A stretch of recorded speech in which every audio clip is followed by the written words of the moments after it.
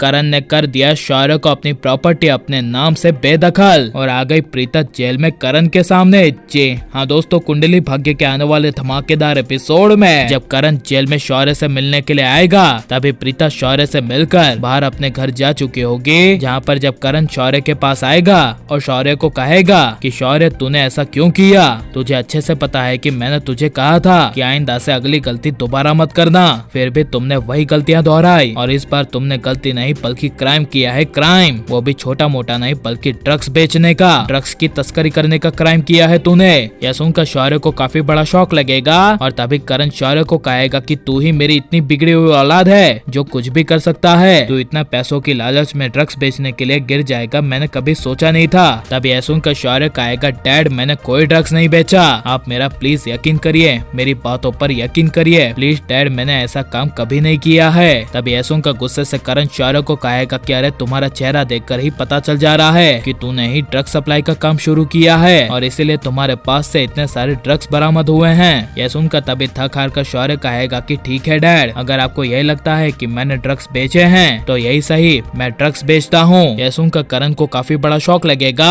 और करण गुस्से से कहेगा ठीक है तू ड्रग्स बेचता है ना, तो आज से तू मेरी औलाद नहीं, तेरे नाम के आगे से मेरा नाम हटता है और आज से मैं तुम्हारा बाप नहीं। This Karan Luthra is not your father और मैं तुम्हें अब अपनी फैमिली से और लूथरा इंडस्ट्री से बेदखल करता हूँ, तुम्हारा अब लूथरा से कोई वास्ता नहीं। ये सब करण के मुंह से सुनकर शौर्य को काफी बड़ा झटका लगेगा और तभी प्रीता शौर्य को जरूरी बात कहना भूल गई होगी और प्रीता वही बात कहने के लिए शौर्य के पास जब जेल के अंदर आएगी तभी प्रीता जेल में करण को शौर्य को कहते हुए ये सारी बातें सुन लेगी और प्रीता करण के सामने आकर करण को कहेगी मिस्टर करण लूथरा आप जरा शांत हो जाइए, आपके बेटे शौर्य ने कोई ड्रग्स सप्लाई नहीं किए हैं, ना ही कोई ड्रग्स लिया है और ना ही कभी शौर्य ने जिंदगी में ड्रग्स बेचे हैं और इस तरह आप अपने बेटे शौर्य से ऐसा बात क्यों कर रहे हैं जो उसने काम कभी किया ही नहीं। शौर्य को आपके प्यार की जरूरत है, माँ बाप के प्यार की जरूरत है, तो अपने बेटे बेचारे शौर्य को प्यार दीजिए। आज तक आपने शौर्य को दिया ही क्या है, शौर्य के अंदर सिर्फ एक ही कमी है, वो है प्यार, माँ बाप का प्यार। यह सुनकर तभी करण प्रीता को कहेगा अच्छा प्रीता